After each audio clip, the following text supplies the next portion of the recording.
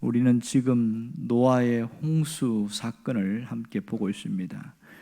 오늘 본문은 홍수 이후에 일어나는 사건인데 우리가 홍수에 대해서 정확한 개념의 이해가 좀 필요합니다. 단순히 홍수는 그냥 물이 넘침으로써 그냥 세상이 온 땅에 물로 가득했다, 그런 개념으로만 갖고 계시면 여전히 똑같은 생각을 갖고 있습니다. 노아에 대해서 함께 말씀을 배우고 한 사람들은 이 홍수 사건은 그 이상이라는 것을 알 수 있어야 됩니다. 다시 말해서 창조 질서의 멈춤이라고 그렇게 보면 되겠습니다. 자연 질서가 파괴되었고 창조 세계가 이렇게 질서가 중단되었던 사건이다. 그만큼 엄청난 사건이 된 것이지요. 왜냐하면 홍수 사건을 가만히 생각해 보세요. 40일 동안 밤낮 비가 내린다고 하는데 하늘은 창문이 열린 것처럼 비가 쏟아지기 시작했고 땅은 가만히 있지 않고 붕괴가 되어지면서 갈라지고 튀어오르고 난리가 나고 물로 차오르기 시작합니다. 바다도 가만히 있는 것이 아니라 속에 있는 것들이 막 용암이 분출되기 시작하고 온 전 세계가 난리가 돼버린 거죠. 그것이 그냥 있는 것이 아니라 계속 물로 다 넘쳐가지고 육지에 있는 식물이나 하늘에 있는 모든 새들은 다 전멸당해버리고 이것이 홍수 사건이란 말이에요. 그래서 노아의 홍수 사건이 뭐냐 이렇게 물을 때에 이것은 창조 질서의 중단이다, 자연 질서의 파괴다, 이렇게 봐야 그렇게 홍수를 정확하게 이해하는 것이라 할 수 있습니다. 그렇다면 오늘은 홍수 이후에 일어난 그 사건을 이야기하고 있는데 노아와 노아의 아들들이 방주에서 나와서 정착하면서 그렇게 살아가고 있는지 이제 새로운 시작하는 그런 시점입니다. 이때 하나님이 먼저 찾아오셔서 이렇게 노아의 가족들, 먼저 노아에게 오셔서 말씀하고 있지요. 뭐라고 찾아왔냐 하면 언약을 세우려고 한다는 겁니다. 11절에 보면 내가 언약을 세우리니 이렇게 이야기하고 있어요. 결국은 너희와 언약을 세우겠다 이 약속을 하고 있는데 왜 그러면 노아에게 다시 언약을 세우겠다 이렇게 말씀하시는 것인가? 언약이 지금 당장 왜 필요한가 하는 겁니다. 도대체 이들이 무슨 생각을 하고 있기에 언약이 필요한가? 그런 부분을 우리가 상당히 생각해 봐야 되는 부분이겠지요. 자, 지금 언약의 내용은 뭐예요? 다시는 물로서 심판하지 않을 것이다. 이게 언약의 내용입니다. 그러면 이 언약이 뭐냐 하는 것을 알아야 됩니다. 우리가 쉽게 이야기하자면 이런 거죠. 어떤 그 집이 있고요. 그 집에 누군가가 거기서 잘 아는 사람이 가니까 우리 집에 와서 좀 사세요. 그냥 이렇게 했어요. 그렇게 해갖고 이사를 해가지고 집에 들어왔더니 한 사흘 되니까 주인이 와서 내가 좀 필요한데 당장 비켜주면 좋겠습니다. 이러면 굉장히 황당해지거든요. 와서 살라고 할 때는 언제고 갑자기 또 뜬금없이 그냥 집을 비워달라고 그러고 이렇게 횡포를 부리면 얼마나 화가 나겠어요. 그래서 집주인과 세입자 사이에 뭘 합니까? 계약을 체결하지요.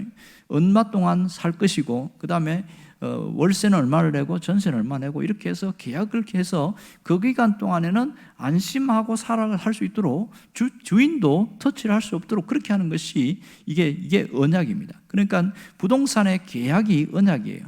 또 하나 더 얘기하자면 결혼 문제입니다. 그냥 남녀가 좋으면 그냥 둘이 살면 되는 거지 굳이 결혼식을 하고 서약을 하고 왜 합니까? 이 결혼의 서약은 언약이거든요. 그래서 모든 사람들 앞에서 둘이서 이제는 함께 한 가정을 이루었습니다. 모든 사람들에게 공포하는 거예요. 그래서 그 유명한 대사가 있잖아요. 주례할 때 검은 머리가 팥뿌리가 될 때까지 이렇게 이야기하면서 싫어도 살고 좋아도 살고 왜 살아야 되냐? 이미 계약을 맺었잖아. 이렇게 그거 언약이 있기 때문에 살아야 된다. 그겁니다. 하나님이 노아에게 찾아와서 언약을 맺었다고 하는 부분을 잘 봐야 됩니다. 여기서 특징이 뭐냐면 노아가 하나님한테 매달리면서 하나님 제발 언약 좀 맺어주세요. 그렇게 한 게 아니에요. 하나님이 일방적으로 찾아오셔서 내가 너희들과 언약을 맺어야 되겠다 이렇게 얘기하고 계시거든요. 왜 언약을 맺어야 되겠다? 하나님 왜 이렇게 하시는가? 이 부분을 잘 봐야 되는데 오늘 여기서 언약을 맺는 것이 무엇인지를 알아야 됩니다. 그 언약의 특징이 있는데 이것을 쉽게 이야기하면 이런 거예요. 왜 언약을 맺냐? 근본적으로 하나님이 왜 맺으려고 하냐면 이 노아와 노아의 가족들에게는 불안이 있었어요. 날이 갑자기 흐려지고 그렇게 그 먹구름이 쫙 끼면 갑자기 두려워지는 거예요. 야, 또 비가 오는 거 아니야 이거? 이 비에 대한 트라우마가 있단 말이에요. 홍수에 대한 트라우마가 있어서 상당히 이게 오래 갔다는 겁니다. 우리가 뒤에 나오는 얘기지만 바벨탑 사건도, 그것도 물론 본질적으로 바벨탑 사건은 다른 부분도 있긴 하지만 어떤 분이 쓴 책에 보니까 홍수에 대한 트라우마가 조상 대대로 내려오면서 그 영향력이 얼마나 강했던지, 우리가 다시 물에 넘침으로 망하지 말자, 함께 모여서 살자 이랬다는 거예요. 이 홍수 사건이 얼마나 큰지 전 그 세계적으로 신화적이 있죠. 이집트 문명이나 메소포타미아 문명이나 또 인더스 문명이나 전 세계의 문명에 보면 벽화 같은 데 보면 홍수에 대한 이런 수메르 문명이라든지 그런 것들이 다 있어요. 그만큼 홍수 사건은 굉장히 충격적이었다는 겁니다. 지금 노아의 가족들은 이제 방주에서 내린 지 얼마 되지 않았어요. 그런데 날만 흐리면 불안한 거예요. 이렇게 하다가 비가 올 수도 있고, 비가 오면 우리가 또 저 사람들처럼 죽을 수 있다. 불안감이 얼마나 크겠어요. 하나님이 그걸 하신 겁니다. 하나님이 그걸 하시고 그들에게 그 불안의 요소를 싹 제거해버리기 위해서 하나님이 먼저 언약을 맺자 이렇게 이야기합니다. 그러면 이 언약의, 구약의 언약은 중동에 있는 모든 근동지방에 있었던 그런 언약의 당시 모습들을 함께 하나님이 사용해서 쓰셨는데요, 이것은 수백 년 동안 그 언약들이 같이 이어졌어요. 그러니까 어떻게 되냐면 큰 자가 작은 자와 함께 맺는 맹약, 이게 언약이거든요. 그러니까 강한 자가 약한 자와 함께 맺는 언약인데, 일반적으로 그 언약은 쌍방 언약이었어요.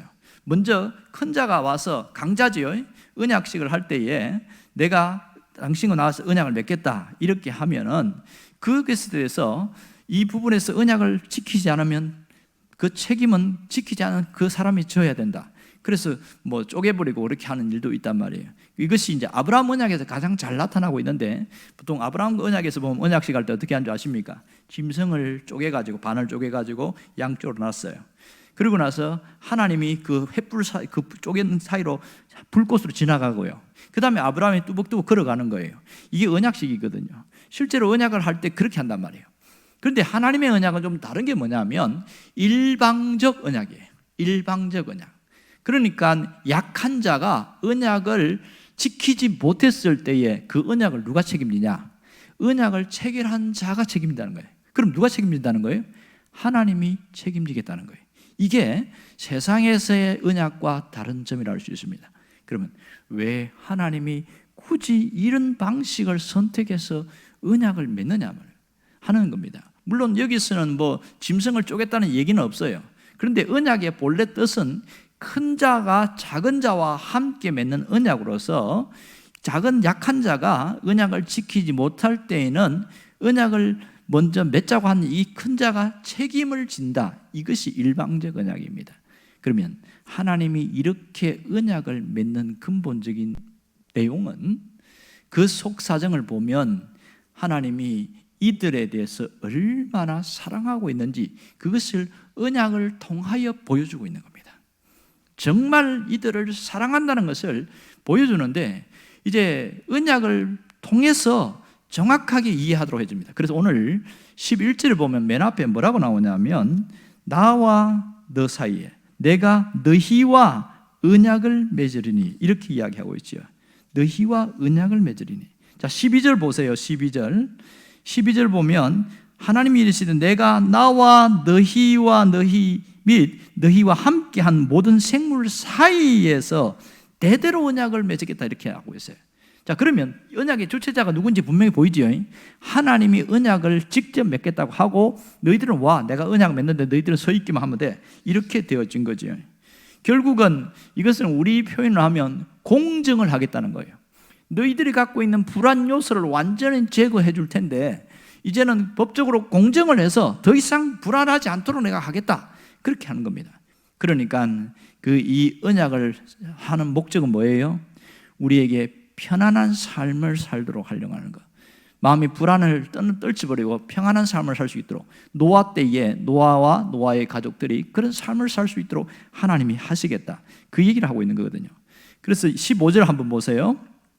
내가 나와 너희와 및 육체를 가진 모든 생물 사이의 내 언약을 기억하리니 이랬단 말이에요. 그러면서 또 뭐라고 하냐면 다시 물이 모든 육체를 멸하는 홍수가 되지 아니할 것이다.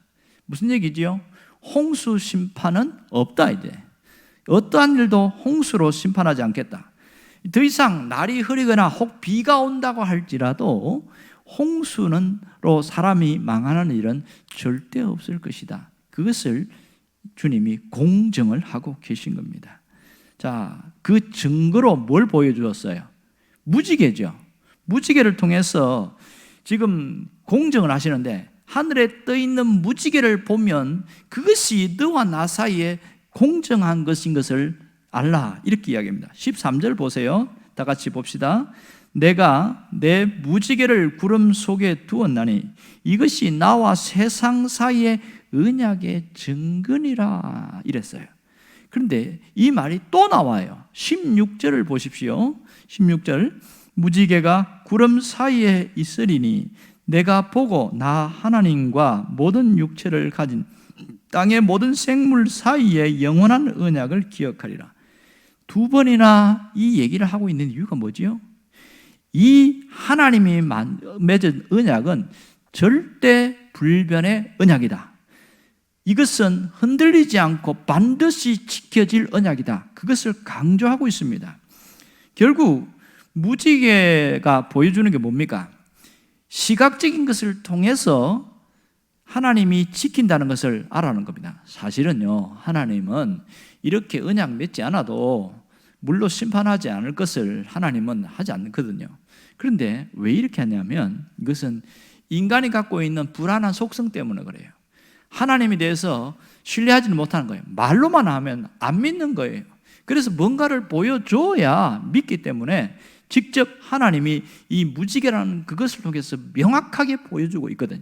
이걸 통해서 더 이상 불안한 삶을 살지 말고, 그러니까 너희들은 어떻게 살아야 되냐? 살다 보면 이런 일 저런 일 겪으면서 불안하고 두려운 일이 많이 있을 거다. 하지만 이 무지개 언약을 통해서 그 불안 요소를 네 마음에서 몰아내라는 거죠. 결국 오늘 이것을 통해서 우리에게 보여주는 것이 뭡니까? 하나님 우리에게 말씀하시는 게 뭐지요?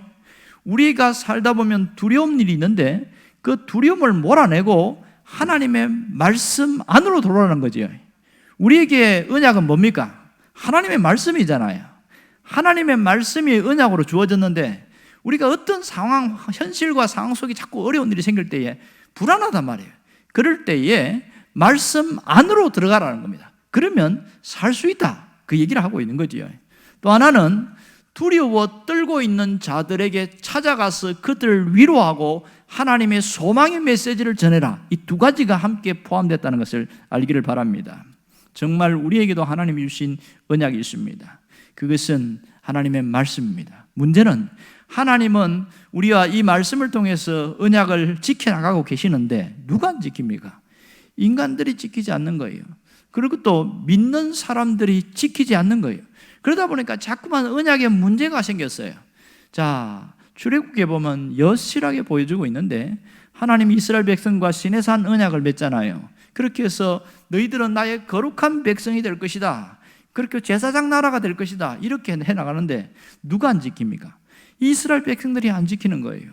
모세만 없어도 불안해가지고 야, 하나님 우리가 만들어야 되지 않겠냐. 그러고 나서 시내산에 모세가 40일 동안 금식하고 있을 때에 그만 금송아지 만들어가지고 지들끼리 이게 우리 하나님이다 이렇게 하고 있으니 이렇게 무지하고 말씀대로 안 살아가는 거예요. 정말 그것을 하나님이 아시고 답답해 하신 거죠. 우리가 성경을 구약과 신약으로 나눕니다. 구약은 하나님이 우리에게 주신 첫 번째 약속의 말씀이고, 신약은 하나님께서 새롭게 주신 약속의 말씀입니다. 구약은 이스라엘 백성들을 통하여 그 말씀이 주어졌고 우리에게까지 전달되고 있고요, 신약은 예수님을 통해서 정확하게 새로운 하나님의 언약을 맺은 이후에 사도들을 통하여 우리에게 전달되게 해주셨단 말입니다. 그러면 이 말씀을 통하여 우리가 끊임없이 우리 마음을 바꾸고 하나님의 마음이 어떤 것인지를 돌아보고 그렇게 가야 우리가 살아날 수 있다는 것이지요. 정말 우리가 평안하게 살아갈 수 있는 비결이 뭘까요? 그것은 약속의 말씀을 믿고 그 말씀을 붙들고 살아가는 겁니다. 이것이 우리가 해야 될 일입니다. 하나님의 약속의 말씀 속에 뭐가 있습니까? 그 속에 하나님의 사랑의 표현이 되어져 있습니다. 이 속에 하나님의 사랑이 녹아 있다는 거지요. 왜 끊임없이 하나님은 말씀 우리에게 찾아오시고 두드리고 또 녹화하면서 마음의 문을 열라고 그러고 내가 너와 함께 하니까 걱정하지 말라고 왜 그러래요? 하나님이 우리를 사랑하기 때문에 그렇게 하시는 거거든요. 그러니까 우리가 해야 될 게 뭐예요? 그 하나님의 사랑을 깨달아가는 게 대단히 중요합니다. 하나님의 사랑을 이 머리로 깨달으면 이 사람은 아무것도 모르는 사람이에요. 직접 감격하고 감동하고 체험되어질 때 사랑이 비로소 진실된 사랑으로 느껴지게 되어집니다. 가끔 그런 얘기 하잖아요. 보면 그 자식들이 부모의 마음을 절대 모른다는 거예요. 언제 안다고 그럽니까? 시집가고 장가가서 자식을 낳아보면 안다고 그러잖아요. 그럴 때에 자식이 부모에게 어떻게 했는지 내가 또 자식을 바라볼 때에 또 부모에 대한 생각을 더 많이 하게 되어지고 그때는 몰라서 그랬다고 함부로 말하고 함부로 행동하고 철없이 살아가고 그런데 이제 자식을 키워보니까 비로소 알게 되거든요. 그것이 뭐예요? 깨달음이지요. 깨달음. 사람은 이렇게 깨닫는 것이 늦어져요. 우리가 살면서 보면 여러 가지 힘든 일을 겪고 또 여러 가지 상황 속에 빠지면서 시험에 들기도 하고 의심도 들기도 하고 또 두려움에 빠지기도 하고 경제적으로 부대껴서 쩔쩔매기도 하고 또 몸이 아파서 이러다가 큰일 생기는 거 아닌가 별 생각들이 우리에게 계속 몰아갑니다. 하루 24시간 반복적으로 돌아가는데 삶은 똑같지 않아요. 우리 몸도 똑같지가 않아요. 여전히 요동치는 물처럼 출렁거리는 바다처럼 환경은 흔들리고 있습니다. 이럴 때에 버틸 수 있는 비결은 하나님의 말씀이 내 안에 들어와야 되고 내가 그 말씀 안에 머물러 있어야 됩니다. 여러분 똑같이 이 세상이라는 바다를 이렇게 걸어가고 있는데 그 속에서 허우적거리면서 살아가는 사람이 있는가 하면 그 속에서 허우적거리지 않고 여유를 부리면서 살아가는 사람이 있습니다. 무슨 차이가 있을까요? 배 안에 있는 사람은 세상이라는 바다에서도 그래도 여유를 부릴 수 있어요. 그러나 배 밖에 나와 있는 사람은 자기가 이 바다와의 물과 싸우다 보니까 수영을 하고 헤엄치고 하니까 얼마나 힘이 듭니까? 세상을 살아가면서. 그러니 허우적거릴 수밖에 없는 거지요. 똑같이 예수를 믿는다고 하지만 이 흔들리는 세상 속에 출렁거리는 세상 속에 살아가면서 예수 안에 있고 말씀 안에 있는 자들은 그 속에 뭐가 있어요? 평안이 있어요. 여유가 있단 말이에요. 그래서 이겨낼 수 있는 강력한 힘이 생기더라는 겁니다. 사람이 환경이 어려워서 절망하고 무너지는 것이 아니고 내 마음에 낙담이 찾아와서 절망하고 무너지게 되어집니다. 오늘 우리가 다시 한번 일어날 수 있기를 원합니다. 오늘 이 무지개의 이중적인 의미를 잘 깨달아야 됩니다. 무지개는 두 가지 의미가 있어요. 플러스 의미가 있는가 하면 마이너스 의미가 있습니다. 마이너스 의미는 뭐냐면 이 무지개를 보면서 뭘 봐야 되냐면 과거의 잘못을 되풀이하지 말라 이게 있어요. 과거의 잘못 그게 뭐죠? 홍수 이전에 하나님을 떠나서 살아갔던 사람, 하나님을 버리고 살아갔던 그 삶의 비참한 결과로 홍수가 임했어요.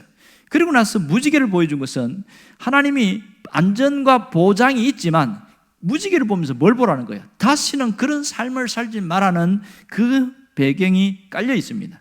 또 그것은 이제 어떤 내면적인 얘기고 플러스 내용은 또 외향적인 직접적인 거겠죠. 그것은 이 무지개는 단순한 안전의 문제가 아닌 하나님의 사랑의 확정이다. 이렇게 얘기하고 있는 거예요. 하나님의 사랑의 확정이다. 그것을 무지개를 통해서 끊임없이 보여주는데 그 안에 말씀이 없는 사람은 무지개를 보면서 오늘 뭐 좋은 일이 있는가 보다 쌍무지개가 있는 거 보면서 야 우리 행복의 파랑새가 우리 주변에 있나 보다 뭐 이런 이상한 신화적인 것을 끌고 나가는데 말씀이 있는 사람은 그 무지개를 보면서 뭘 봐요? 하나님의 사랑을 생각하고 하나님의 사랑이 확정되어 있는 것을 느끼게 되어지는 겁니다. 그 하나님의 사랑이 그렇게 흘러오다가 결정적으로 우리에게 시각적으로 보여준 게 뭐지요? 예수 그리스도의 십자가잖아요. 십자가 사건은 하나님의 사랑이 우리에게 그 사랑의 표현이 확정적으로 나타나는 사건입니다. 예수님을 십자가에서 죽게 한 그 사건을 통해서 드디어 그 사랑을 쏟아부어 주십니다. 이 사랑은 단순히 십자가 사건으로 끝나지 않고 이것을 보증해 주시는 일이 있는데 그것이 성령님이 보증해 주십니다. 보증이 뭡니까? 도장을 찍는 거죠. 보장, 성령님의 보증이 있습니다. 하나님의 사랑이 내 안에 있는 것을 어떻게 알 수 있냐? 내 속에 성령의 역사가 있단 말입니다. 죄를 싫어하고 또 하나님 앞에 예배드리는 것을 반드시 하려고 하고 하나님 앞에 하나님 바로 서려고 하고 이렇게 살아갈 때에 내 안에 누가 계신 거예요? 성령이 계신 거잖아요. 성령이 우리에게 보증이 되셔서 하나님의 사랑을 알게 하고 깨닫게 하고 그 사랑으로 살아갈 수 있도록 해주시더라는 겁니다. 이게 굉장히 놀라운 것이지요.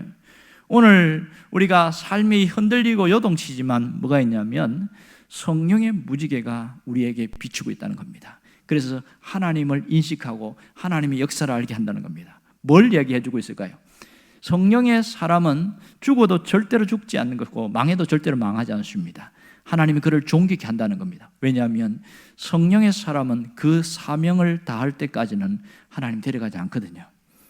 똑같이 예수를 믿고 살아도 그냥 아등바등하면서 자기 인생을 살아가는 사람이 있는가 하면 자기에게 주어진 하나님이 예수를 믿게 하는 목적을 따라서 사는 사람이 있단 말입니다. 여러분, 성령의 사람은 어떤 사람일까요? 두 번째 사람이잖아요.